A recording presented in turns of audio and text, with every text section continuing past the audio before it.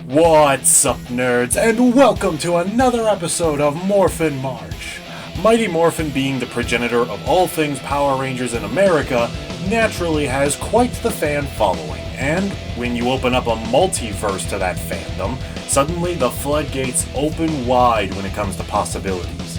Of course, you've got obvious examples like Hyperforce, but there's other labors of love out there that I feel deserve mention. Since I brought it up, I'm gonna go ahead and say on record now that I will not be talking about Hyperforce this month. It is a very different, very long series, and my schedule is packed enough as it is for this month. But if you want to see some Hyperforce review content, let me know in the comments and I'll put it on the planner. A man by the name of Joseph Kahn created an honestly fascinating short film about Power Rangers, except it's aged up for adult audiences. Because of this, I'm going to be showing extremely limited footage, so if you want to see it for yourself, a link to it will be in the description. The film talks about how, when the Machine Empire, run by King Mondo from Zeo, came to Earth, the fight ended in a treaty that basically meant Earth surrendered to them. Kimberly is captured by Rocky, who in this universe is a turncoat, and they quickly talk about the fates of all the other Power Rangers.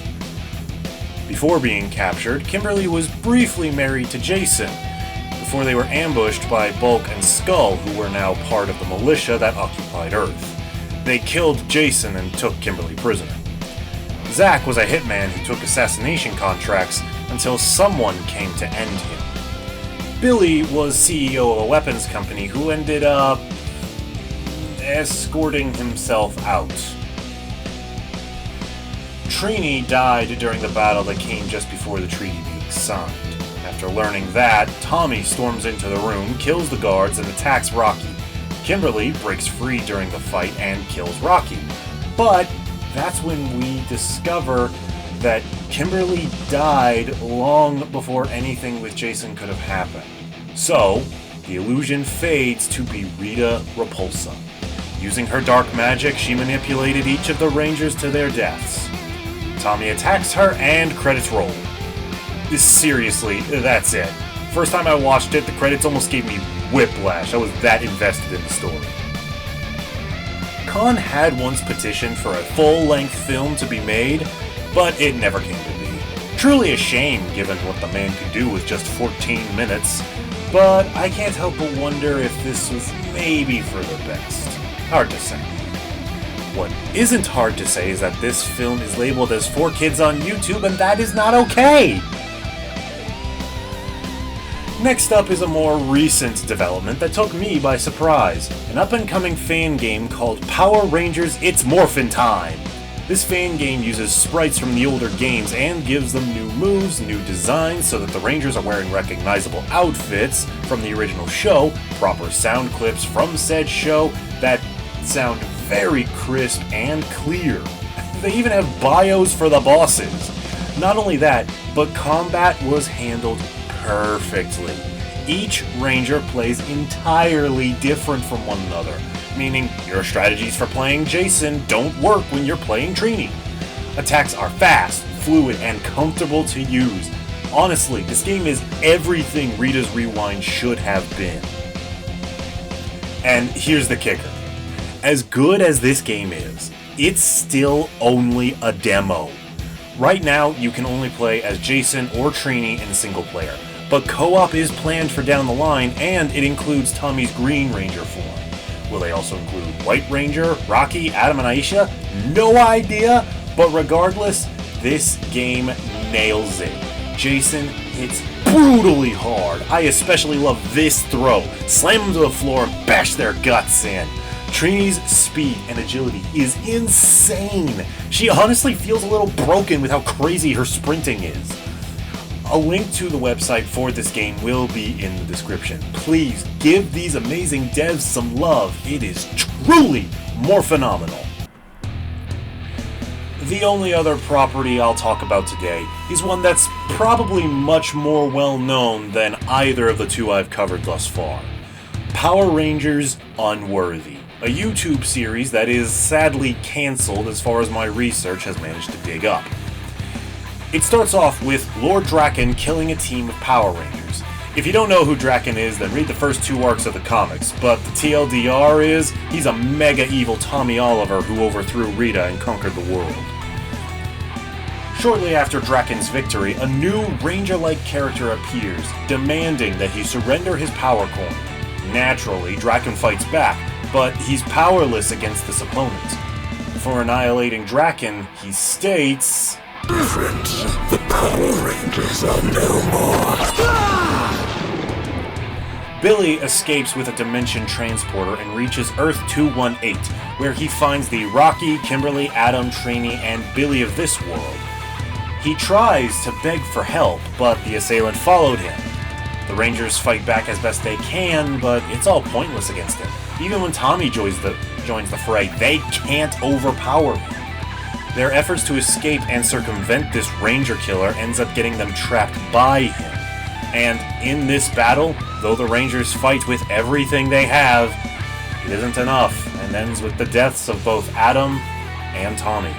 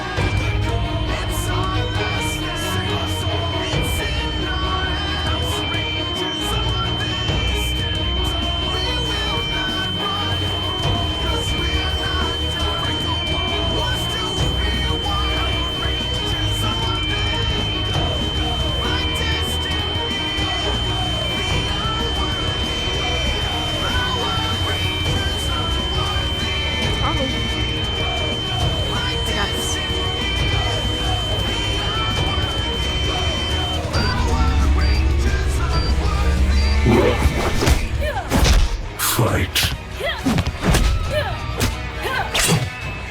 It makes no difference.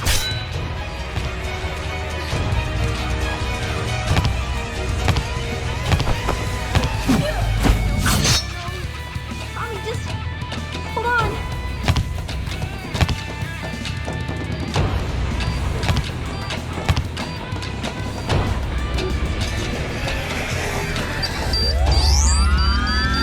They're saved at the last minute by a man known as the Chrono Ranger, with a grid battle force morpher that can manifest any weapon from Ranger history. He holds the enemy off just long enough for the survivors to escape. It's here that we learn the enemy we've been fighting is known as the Arbiter. On his world, he was dubbed the first Power Ranger. He fought to defend the innocent from evil. However, when the war between Lord Draken and King Tyranno, again read the comics, comes to his realm, he can't handle all the loss and death that he's faced with. He kills both Draken and Tyranno, and after he takes a device that was created by Finster 5, he became the monster we know now. He's been to countless realities, exterminating the Power Rangers in every form, none of them standing a chance against him. Despite this, the main cast isn't deterred. They devise a plan that involves summoning as many Rangers across the multiverse as they can recruit to help fight against him. The remaining episodes are the background for the Chrono Ranger, as well as stories from 2 different perspectives. The first one I'll talk about is the episode about Ninjor. The whole episode is basically just a one-on-one battle between him and the Arbiter. The choreography and special effects here are fantastic. Not only that, but getting to see Ninjor utilize the powers of the Ninjetti are super exciting, because it's awesome to watch one person use the powers of all the Ninjetti powers.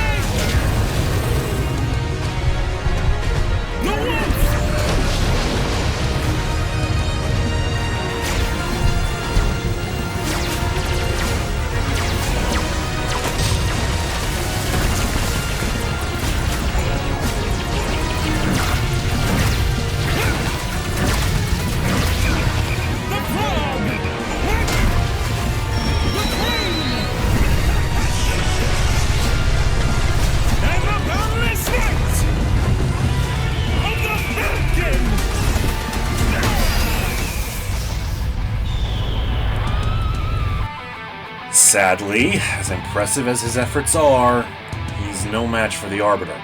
Luckily, Chrono Ranger's SOS reaches him and he manages to escape. We see him training the 218 Rangers in the Ninjetti style, promising new powers and abilities for the final battle that we're never gonna get.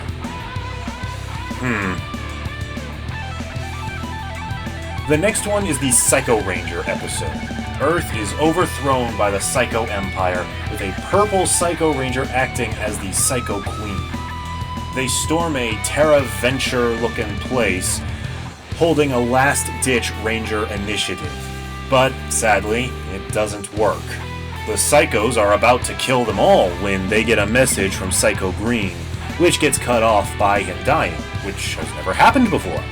When Psychos Blue and Red go to intercept, they learn Andros killed not only Green, but multiple others. After getting past them, he faces Psycho Queen, who is revealed to be Karone. Bravo, bravo! The triumphant return of the long-lost hero. How I've missed your theatrics, Red Ranger. I'm sorry I've let this nightmare continue for so long. Karone. Don't ever say that name! The fight between Andros and Karone is incredibly engaging. Karone is so broken, more so than she ever was as Astronema. She's given up on everything, even her sanity. All the while, Andros is doing everything she can to bring his sister back to him. Before long, the Arbiter shows up and starts trying to kill both of them. Andros finds Chrono Ranger's portal and not only saves himself, but Karone as well.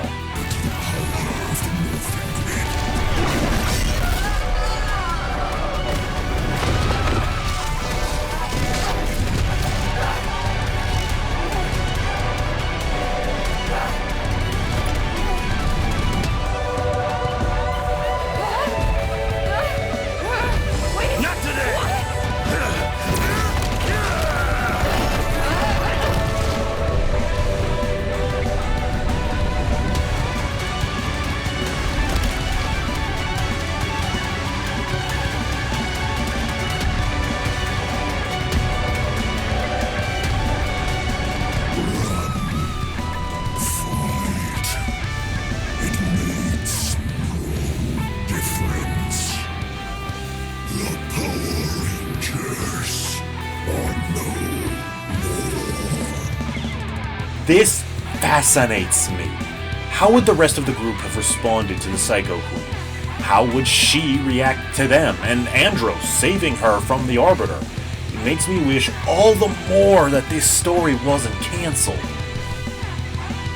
I saved the best for last. With the Chrono Ranger's backstory. He and his friend have been given the task to destroy Venjix, who's infected the Machine Empire, upgrading the cogs with Ranger tech. Not only that, but Venjix has the Morpher that summons any Ranger weapon. He and his partner stand against him, but they're too late. It's morphin' time.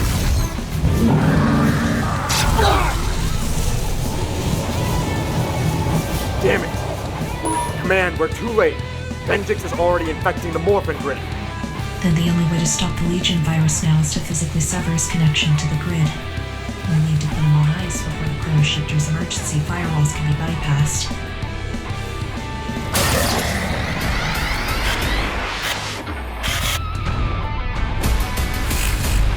A Machine Ranger. The next step in your evolution, Rangers. The only thing left to do now is defeat Venjix and wipe him off the Morphin grid once and for all. It's a difficult fight, but ultimately they come out on top. Jen comes to congratulate them, but she's contacted by Wes, who has very urgent news. Relying on your team isn't a weakness. It's a Power Ranger's greatest strength. Wes? We're under attack. Wes, do you copy? It's not Machine Empire. It's a Power Ranger! Wes, I lost you. What's happening out there? Jen, what's going on? I'm not sure. Something's happening.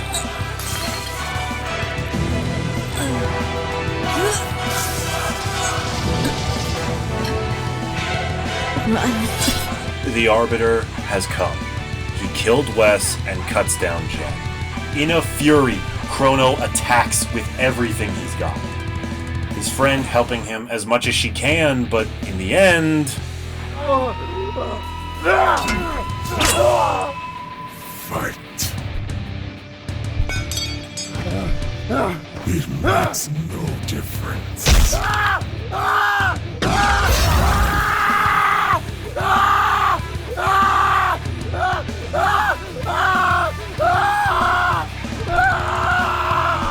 Oh, I get chills every time I hear that scream. Major credit to the actor. That was fantastic. Arbiter's about to finish the job, but... The Power Rangers are no more.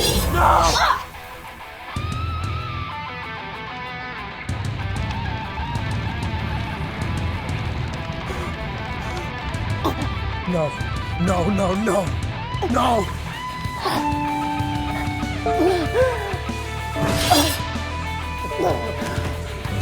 Sacrifice. Jen gets up and buys just enough time for Chrono to get away with Venjix's arm to act as a replacement. From that moment forward, who he was is gone. He's only the Chrono Ranger now. And his sole mission is to kill the Arbiter. You're darker than DC, bro. Unfortunately, that is all episodes that are released as of writing this. I hope this gets continued somehow, someday, because it really is a great story. The obviously lower budget definitely shows in a lot of places, and certain actors definitely could have used a few more takes on certain lines, but the show is really good. And I applaud these guys for giving us not only a female Tommy, but a lesbian relationship between Tommy and Kimberly. I thought that was great.